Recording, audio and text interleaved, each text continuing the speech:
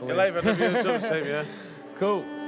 I'm Reverend Ralph Hall. I'm originally from Northern Ireland. I'm a minister in Kingston Free Presbyterian Church, and I've been a minister of the gospel for 26 years now. Yeah, so I'm obviously Josh Garvin, running for the federal seat of Franklin. I've grown up in a Christian household and missionary sort of background, but very, very passionate about trying to find genuine solutions to some of the more serious challenges that our community's facing at the moment. Okay, so my name's Mark Powell. I'm the teaching elder at Cornerstone Presbyterian Church. I've been in ministry for about 25 years.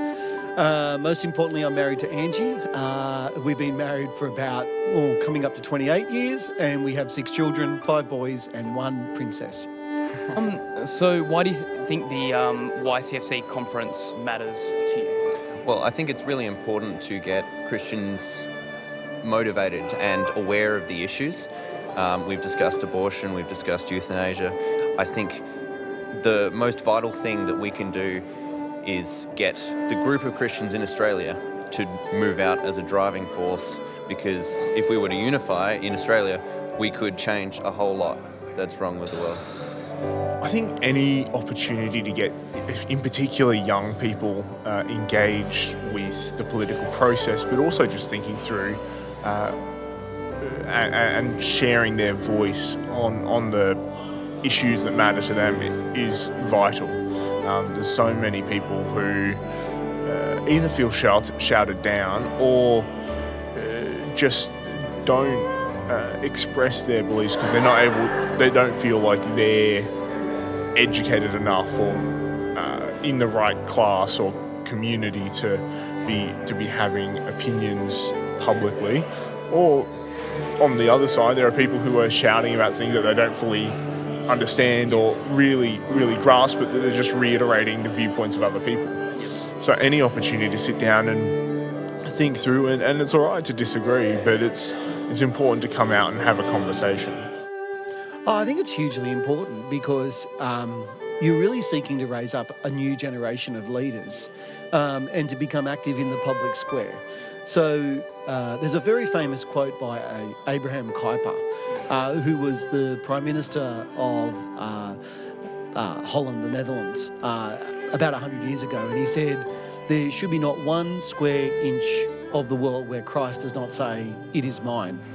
So we want to see gospel renewal in all of life, and we want to see young people stepping up and being ambassadors for Christ in the public square and seeking the human flourishing for all of human existence in God's common grace. Yeah.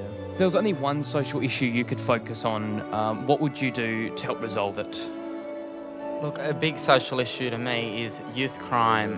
When I go to the Glenorchy bus mole, Rosny bus mole, all I see there is youth crime.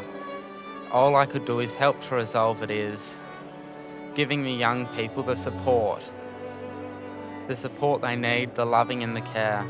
Yeah. Well, I think it's really important to get Christians motivated and aware of the issues. We've discussed abortion, we've discussed euthanasia.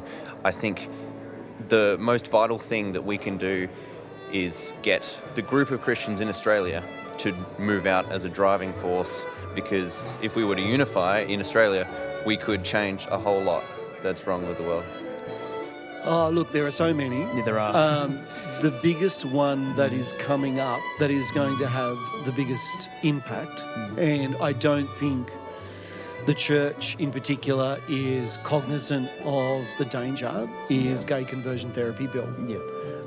It's come in Victoria and in New South Wales. I think by the grace of God, we've had a delay in proceedings of it coming into Tasmania, but that will effectively or practically stop the preaching of the gospel. Yeah.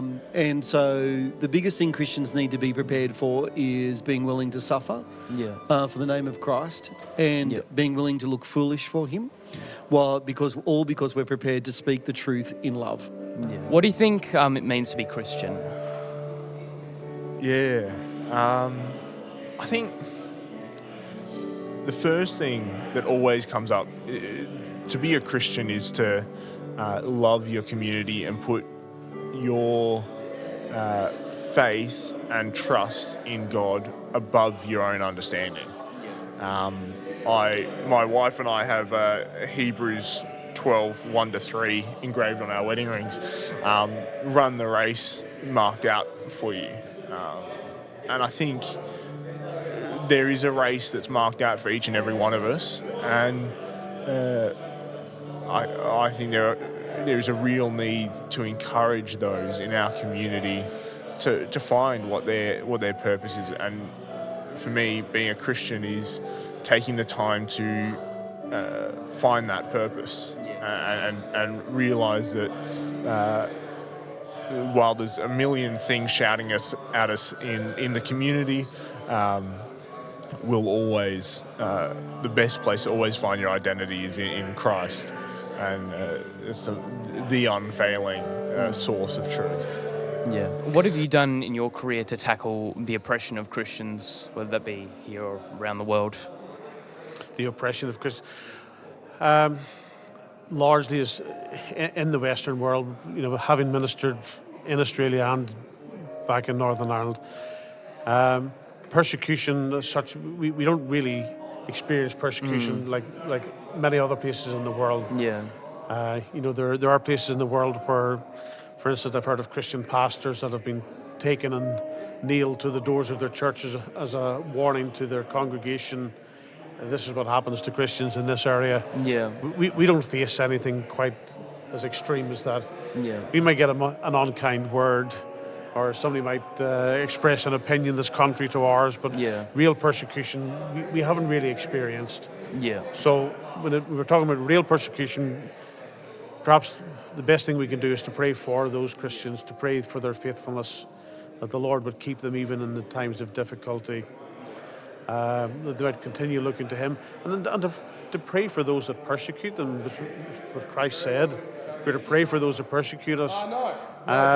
We can pray primarily that the Lord would change their hearts, that He would do the same for them as what He did for Saul of Tarsus, and turn the persecutor into an apostle and a preacher of His word.